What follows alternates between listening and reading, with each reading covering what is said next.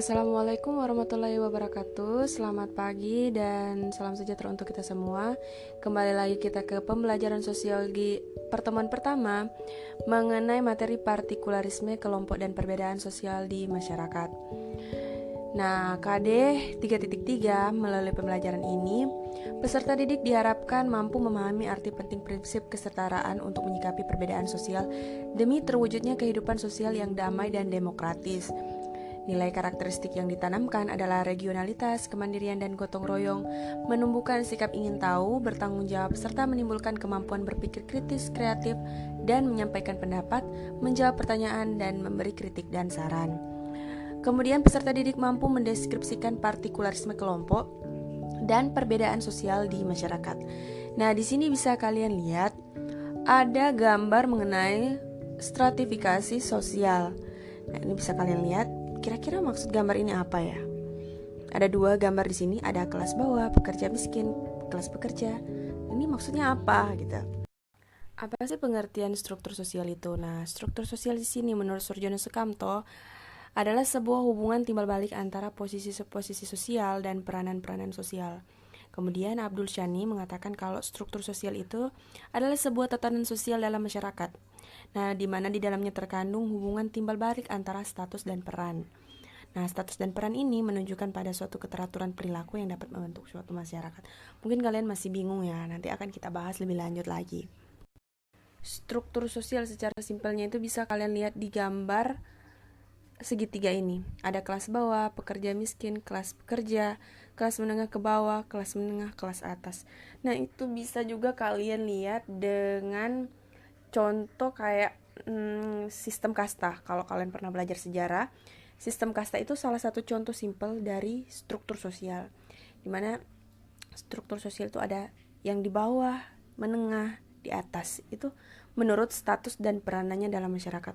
Dan dalam masyarakat itu merupakan hal yang tidak bisa kita pungkiri, pasti ada di dalam kehidupan kita.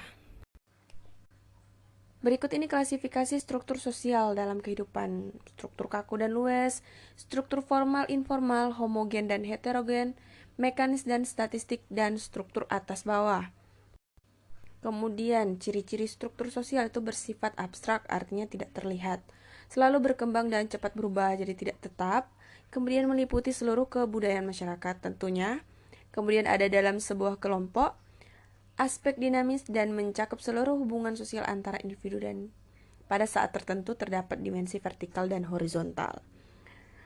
Fungsi dari struktur sosial sebagai pengawas sosial, sebagai ciri atau karakteristik dari suatu kelompok masyarakat, instrumen masyarakat yang berperan sebagai penyelenggara dalam penataan kehidupan secara menyeluruh, kemudian sebagai pembelajaran bagi individu mengenai struktur yang ada dalam masyarakat. Nah, mungkin kalian makin menjadi bingung dengan melihat itu. Nah, kita akan masuk di sini ya, biar kalian bisa paham. Nah, Indonesia merupakan salah satu negara yang memiliki masyarakat yang majemuk. Nah, apa sih arti masyarakat majemuk itu? Masyarakat majemuk itu masyarakat yang terdiri dari berbagai macam karakteristik kebudayaan, baik dalam bidang etnis, golongan, agama, tingkat sosial dalam suatu komunitas tertentu. Nah, contoh yang paling banyak kita temui dan sering mungkin kalian sudah tahu adalah agama.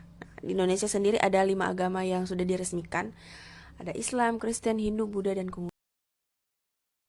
Nah, menurut Nasikun, dalam konteks Indonesia, di negara kita ini diilustrasikan seperti gambar ini. Ada struktur sosial di dalam garis horizontal dan vertikal. Kalian pasti belajar matematika kan? Pasti tahu mana horizontal, mana vertikal kan? Awas aja kalau nggak tahu. Jadi kalau struktur sosial di bagian garis vertikal itu menunjukkan kesatuan sosial, di mana ada golongan atas, golongan menengah, dan golongan bawah. Nah, golongan atas biasanya itu golongan atas terdiri dari orang-orang kaya, pengusaha, dan penguasa. Kalau golongan menengah, pegawai kantor, petani, pemilik lahan, dan pedagang. Golongan bawah terdiri dari buruh tani dan budak. Nah, ketika kalian paham, garis vertikal itu udah kan menuju ke atas kan. Jadi dari bawah ke atas. Nah, itu dikatakan sebagai stratifikasi sosial atau Stratifikasi sosial itu merupakan perbedaan penduduk atau masyarakat dalam kelas-kelas yang tersusun secara hierarki atau secara bertingkat. Nah, itu akan kita pelajari di pembelajaran selanjutnya. Nah, kembali lagi di struktur sosial horizontal. Nah, tadi kan sudah dijelaskan mengenai negara Indonesia yang memiliki masyarakat majemuk kan, yang memiliki beragam macam suku, bangsa, budaya, agama. Nah, dari beragam macam suku, agama, etnik, budaya, kita masih tetap dalam satu kesatuan negara Republik Indonesia, dalam satu Bhinneka Tunggal Ika. Nah, itu dikatakan sebagai diferensiasi sosial. Nah, diferensiasi sosial ini adalah penggolongan terhadap perbedaan-perbedaan yang sama dan sejenis, tetapi tidak menganggap golongan-golongan itu lebih tinggi daripada yang lain. Seperti tadi yang Ibu jelaskan, kalau kita berbeda-beda tapi kita tetap satu, Bhinneka Tunggal Ika. Nah, itu dikatakan diferensiasi sosial. Jadi itu termasuk dalam suatu kesatuan struktur sosial. Jadi struktur sosial itu terbagi atas itu.